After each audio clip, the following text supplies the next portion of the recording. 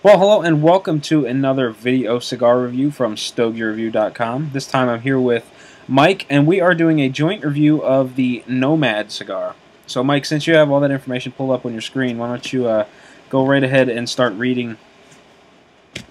Alrighty, I think I will. Now, we were sent these samples by Godfather on Twitter, owner of the company of Nomad Cigars. And the one that we both actually, it was kind of weird, we both saved the same one for the review. We didn't even talk about it, it just happened, is the Fugitive. It's the limited edition. It's 5 7/8 inches in length, and it says the max ring size is 64. As you can see, it's tapered on each end, perfecto. This has a Ecuadorian Habana wrapper and a Dominican binder and filler to it. So I always like the look of a nice perfecto shape like that. I don't know, that's just me. But that's all. And the price now for these, for a box of 20, is $240. Now the other sizes. You want me to go through the other sizes for them, Walt? Yeah, why not? All right, we got the Vagabond. It's 4 5/8 in length with a max size of 54, which is same shape as this, pretty much. That's 140 for a box of 20. The Robusto 5.5 by 54 is 160 for 20. That's the Renegade, if I didn't say. Then you have the Navigator. It's a torpedo, 6-inch torpedo. It's $160 for a box of 20. The Drifter is the big boy, the 6 by 60, and that is $180 for a box of 20. And he has a 5-pack sampler on the site that you can get too. And right now you can get 15% off any box with a special coupon code that he has on the site. It's nothing for us. It's just on the site. We're not special enough for that. But All right, I clipped my cigar, and I'm getting a pretty free draw out of it, which is really pleasant, which is really nice. You know, I tend to gravitate away from torpedoes and perfectos these days. You know, I just have this kind of philosophy that, you know, a lot of these rollers, they tend to just mush the end down without taking enough tobacco out of it, and usually you get like this hard mass toward the end, and I just kind of find it, you know, more unpleasant than not. You know, a lot of them draw kind of stiff, and you know, with this one being smooth, it was just it was nice and pleasant for a change. yeah, I mean, mine feels rolled nice. I mean, there's no soft spots or anything else in it. Yeah, mine looks to be constructed pretty well. I'm not seeing any defects or nicks or patches or anything like that. You know, it looks well put together. That pre-light draw kind of tastes like hay. Yeah. I'm not sure how I feel about that quite yet. And it's like a little tanginess to it, or spiciness to it. You get that little bit on your tongue. Yeah, I don't know. It's got like this overwhelming hay sort of aroma to it, and then it's just got that little bit of a zing on the tongue. And it's hard to smell the foot because it's so small. All right, well, I'm going to go ahead and light mine up. Yeah, but and again, while that's one thing I do hate is lighting these things. I always tend to overdo it on the very tip, because it usually doesn't take much to really burn up the wrapper.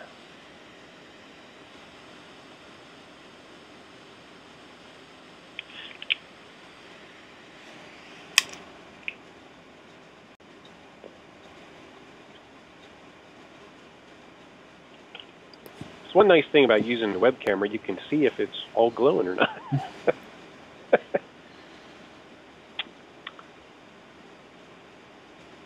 Now we had, did he send, I can't remember, 4 or 5 of these that, and I smoked all the rest of them that he sent, and this is my last one, so. I think he sent 4. I smoked 2. This is my 3rd, and I have 1 more left. It's I guess it's the Drifter. It's this massive, just massive thing. 6 by 60, I would imagine, if not larger. Big boy. That it is. It's a little bit larger, well, I'm not a real big fan of the whole 60 format to begin with, but it's a mammoth. I am. I want to, you know, somebody can make me a cigar that will last 4 or 5 hours. I'd be in heaven.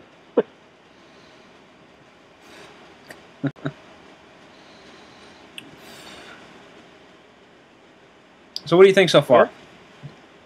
I'm getting a little bit of a weird sort of aftertaste on the back of my tongue. The flavors are really mild. The finish is a little creamy. But, you know, the most noticeable part is just that weird sort of aftertaste way back, sort of like on the jawline. Yeah, I'm not getting that. I'm getting the creaminess. It's really, right off the bat, it's just super mild with body, flavor, everything.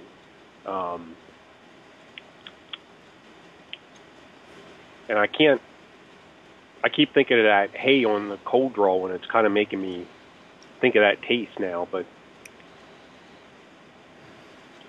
I don't have any spiciness or anything like that with it. I mean, it's really a dull flavor right now for me.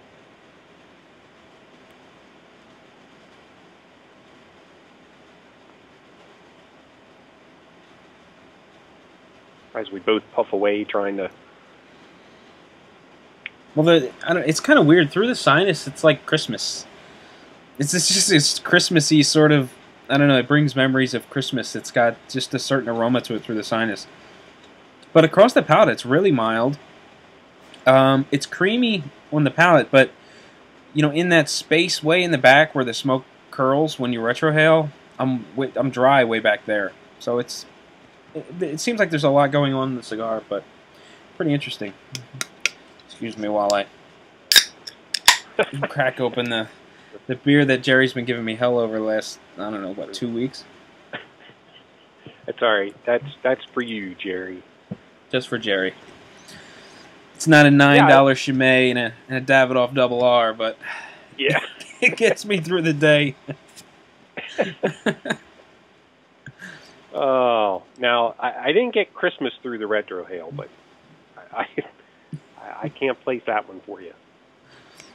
But yeah, it's really hard to pick anything out of it right at the very tip like this, and it could just be because of the taper. The smoke volume's kind of lacking on that initial puff. I feel like I have to take 2 to get a mouthful. That's probably because of the the tapered foot, but time will tell. Now there, I picked up a nice bit of spice as I'm getting back a little bit, or it's starting to open up a little. So you pairing this with anything?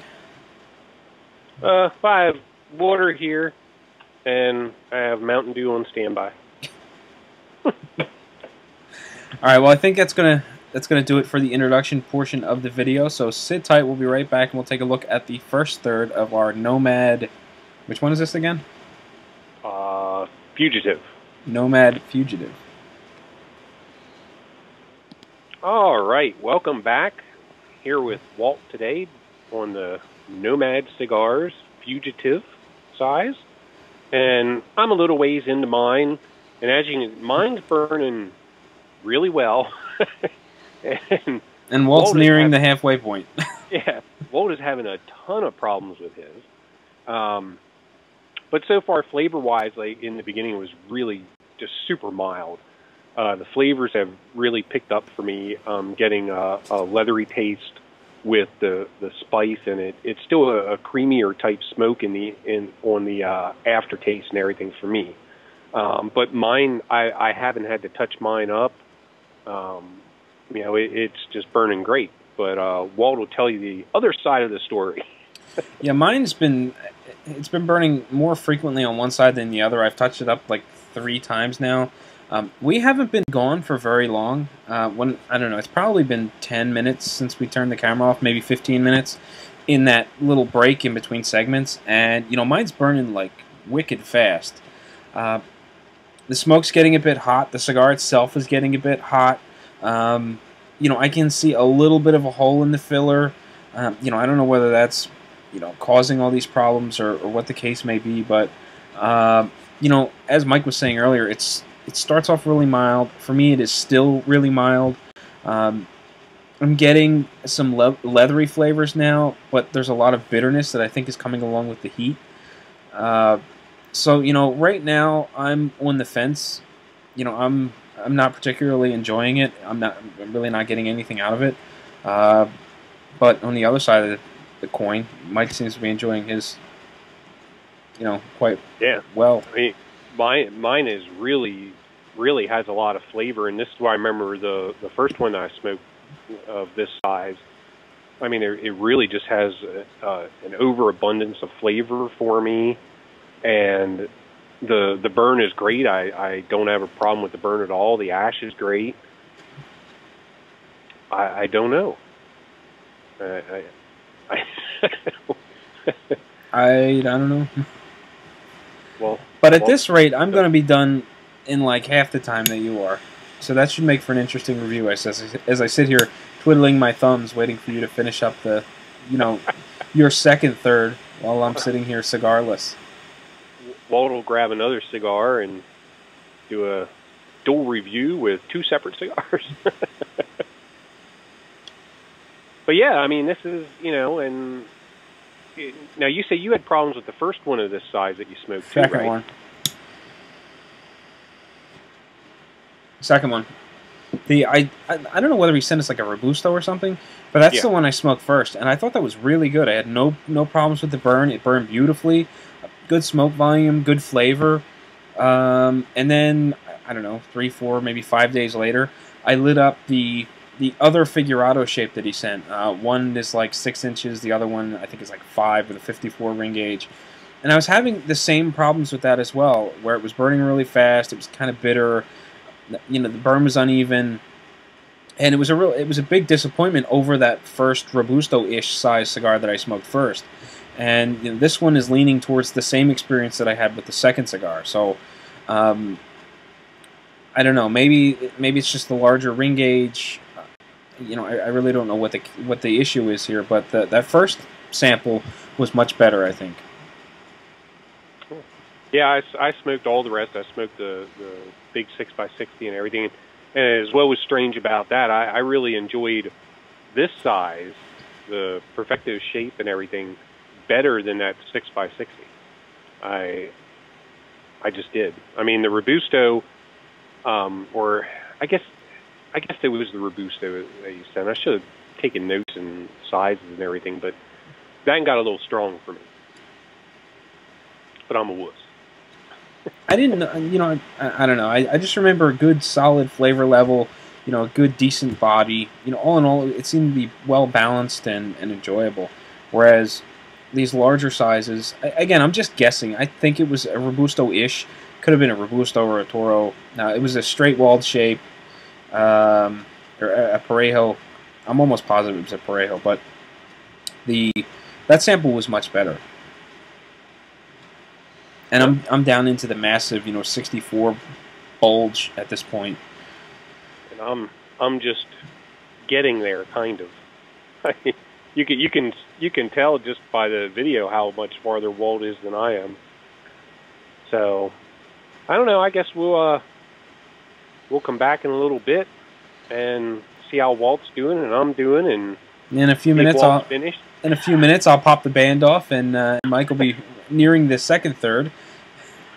But sit tight. We'll be right back. All right. Well, it's been about 25 minutes or so, and we're both still plugging along. Mike's got a beautiful ash on his. Me, not so much. So since yours is going better for you, why don't you tell us about your Nomad sample? Well, right now I've had zero burn problems. Nice amounts of smoke coming out of it. The smell, the aroma around me isn't horrible or anything else. It's a pleasant aroma coming off of it. I'm still getting mostly that leather taste with the spice. The creaminess kind of subsided a little bit. It's not as creamy with the aftertaste anymore, or the almost aftertaste, I should say. But other than that, I mean, it's really doing well for me so far. Take a puff here and see if I get anything different. You know, you mentioned that the creaminess is more or less gone. I'm getting the same thing. It's more dry than anything else now. The aftertaste it's sort of like a charred, kind of a woody taste. The leather is kind of faded. It's a little bitter. The flavor intensity is fairly low. The body doesn't seem anything more than medium. At this point, this cigar really isn't doing anything for me. But again, that smaller sample, I thought was much nicer. Yeah, mine. I mean, you can just see the smoke rolling off mine. I mean, that nice ash on it. Flavor is full flavor coming off this thing. Now the body, I agree. It's like medium for me. It's nothing overpowering or anything like that. At least not yet. I mean, we'll see as we get down through here. And I'm in the big part. I'm in the big middle section there. And it has a little bit of almost like a citrusy type taste when you first take the smoke in for me. But other than that, it's just mostly the leather and the spice that I'm getting. Now, earlier we mentioned that I was smoking my cigar was smoking much faster than Mike's. I've been letting mine sit in the ashtray for quite a bit of time so that we can sort of meet some sort of comfortable pace. And even so, my cigar is still pretty warm. It's like a furnace.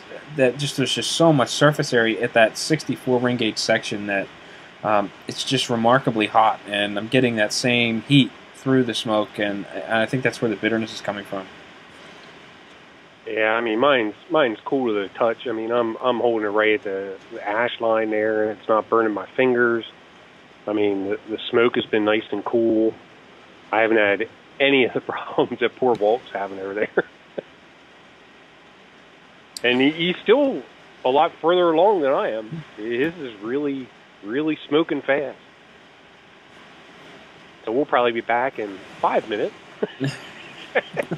Yeah, we'll be back one more time. We'll wrap up the cigar. We'll give you our opinions of it, and then we'll let you go. So sit tight. All right, this is Mike and Walt back again here at the end of our Nomad cigars, and this is the Fugitive size. My ash fell off once. It held on right till there, and it collapsed on me. I was trying to get it the whole way. It didn't work. But anyway, right now I would say it's still a medium-bodied cigar. Super amounts of smoke for me. I mean, off this cigar, the burn has been great. No touch-ups, no nothing. The flavors I'm getting, it's still the leathery taste. Has a nice spice component to it. It has a little bit of a citrusy twinge, tang, whatever with the spice. The spice is real nice through the retrohale. I don't have any problems with it at all, and it's really full flavored. I mean, it's a lot of flavor coming out of this for me. I enjoyed it. Give us your take, Walt. Well, during that last break, my cigar spent another great deal of time in the ashtray, and it seems to be burning a little better now. After I just knocked the ash off the cigar, and it looks like the bunch of Ligero is off centered. I don't know whether that's the case. I've got a nice tight compacted cone that's off centered, and I've got this light and flaky sort of ash around it. So that's why I'm assuming that's the Ligero bunch. But smoke volume is great. It's nice and dense. It's thick, easy to get through the sinus. But that's kind of where the good parts end for me, anyway. It's kind of bitter. It's still really hot, and it's amazing how much time this has sat in the ashtray, and it's still as hot as it is. It's kind of bitter. It's a little on the harsh side. It's probably from the heat, and I'm not really enjoying it. I mean, that first one, that smaller size was really enjoyable. These larger sizes just are not doing it for me, not even a little bit. So what do you think, Mike? You had the complete opposite experience. You enjoyed yours quite a bit. $12. Would you buy it or no? I'm a cheap bastard. It'd be something for me at $12, maybe 5-pack sometime, you know, for a special occasion here and there. It's a little, the profile is a little too consistent, you know, the whole way through. You're not getting changes. It doesn't keep your attention peaked. It's nice. Don't get me wrong. For me, it's a nice flavor. It's a nice tasting cigar, nice relaxing cigar to smoke. But it's nothing that just comes out and wants to hit you with flavors constantly, you know, that it's changing. So, you know, box purchase for me, no. I couldn't afford to do it anyway, but the wife would kick my ass. But, you know, a 5-pack I could see keeping around the humidor. I'd like to try some of the other sizes, because some of those you're looking at $8, $9 a piece, and, you know, that might be more in line with a cigar I could smoke more often anyway. Now, of course, your experience, you want to touch it with a 10-foot pole, probably. Well, the first one, I don't know. I enjoyed that quite a bit. These other sizes, no, definitely not. You know, and even if I were to enjoy it, you know, even if I did get, you know, a good level of enjoyment out of it, I don't know. I mean, I think you're really stretching it at, you know, was it 12 something 12. when you break out the box price? Right. I mean, there's just so many other really good cigars in that price range that I don't know that this cigar would ever draw me in. I mean, yeah. You know, some of the Ashton VSG is a cigar that I really like, and it's less. Matter of fact, earlier today I had a Man of War Ruination. I never buy the things. For one, I don't like ordering from online catalogs, but I stopped over at a local cigar shop last night, and they happened to have some. So, you know, I picked one up. At $8, I felt like I was overspending for that cigar, but there was just, I got so much enjoyment out of it. You know, it was exciting. It made me, you know, it pumped me up. That cigar was awesome. Lots of power, lots of flavor. And at $8, you know, that's quite a bit less than this. And you know, I don't have anywhere near that level of excitement. You know, I'm kind of bummed out a little bit right now because I was really limited in my smoking window tonight, and I don't want to say I felt like I wasted it, but you know, I think I could have done better for $12, even though we didn't pay for these again. But you know, had I paid for it, I think I could have been. I think I could have done better for less. Yeah, I agree with the fact. I mean, there's a ton of cigars out there right now, even at lower price points, that, you know, would probably draw you towards them quicker. You know, I'd like to see the pricing on these, like if they would be in stores, if the pricing would come down any, you know, with getting mass distribution out there. It would be nice. Now this is a special edition. I can't remember. I mean, that's because, like I said, I mean, you're talking from the Robusto 160 a box to 240 a box for these. He doesn't say what it's just limited edition, only available direct from Nomad. Well, that's a considerable drop for the Robusto. Yeah. You know, now suddenly the line is much more appealing because I think of that Robusto size fondly. I'm not into this format. This didn't do it for me.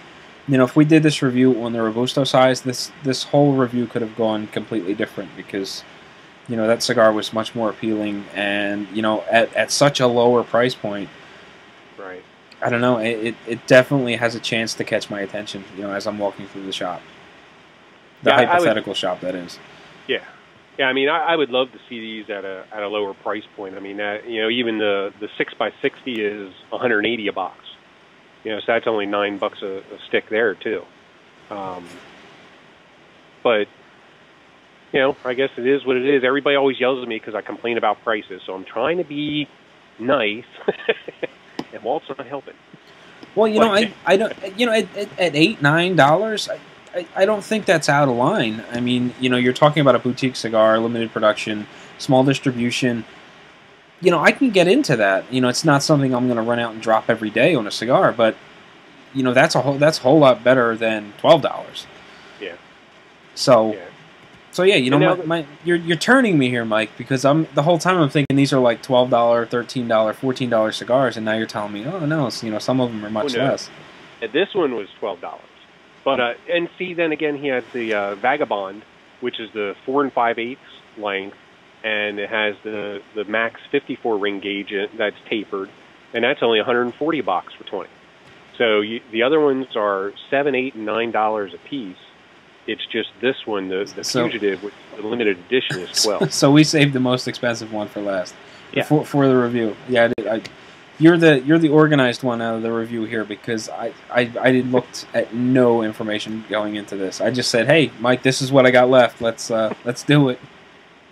Well, that's what I said. I was surprised because we both had the exact same cigar left to smoke for the review. But yeah, and then like I said, I mean, he has 15% off coupon code on the site right now. You know, so it even brings it down less than $7, $8, and $9 for those other ones. You know, maybe it's just that limited edition tag that's added to the cigar, I guess. You know, there's only so many of them made. He doesn't say how many. Maybe he'll get with us Twitter, or maybe he'll let a comment in the post when it goes up and let us know how many of these there actually are. You know, or if it's one of those limited edition where he makes 500 boxes these months, 500 boxes, 500. But you know, I don't know. Well, anyway, if you're going to try this cigar, I would suggest trying the smaller sizes. And if you really like the smaller sizes, sort of baby step your way up. You know, again, my experience has been very limited, but the smaller size was where it's at as far as I'm concerned with the samples that I've had. Yeah, and see, I absolutely love this. I mean, I really like the Fugitive size, but like I said, at the price point it's something that I can't afford to buy to smoke all the time. It would just be like a 5-pack and use them for special occasions. The smaller size got a lot stronger for me. I was trying to end this on a positive note, you know, be upbeat, and then right after I get done being positive and upbeat, you just smash it. Oh yeah, $12. No, I do. I mean, out of all of them that he sent, that Fugitive size, I just really liked it. I mean, that was. It's a really nice smoking cigar. It relaxes you. You know, like I said, now you like the Robusto, but see, I'm mild to medium, and you like fuller bodied cigars, and that one got a little full for me because of the size, I guess. So I'm a wuss. So upbeat. So I'll take a sound bite right out of there and say, you know, this Fugitive size, I really like this one, and we'll just kind of stick it on the end or something. But that's going to do it for the review. And until next time, happy smoking.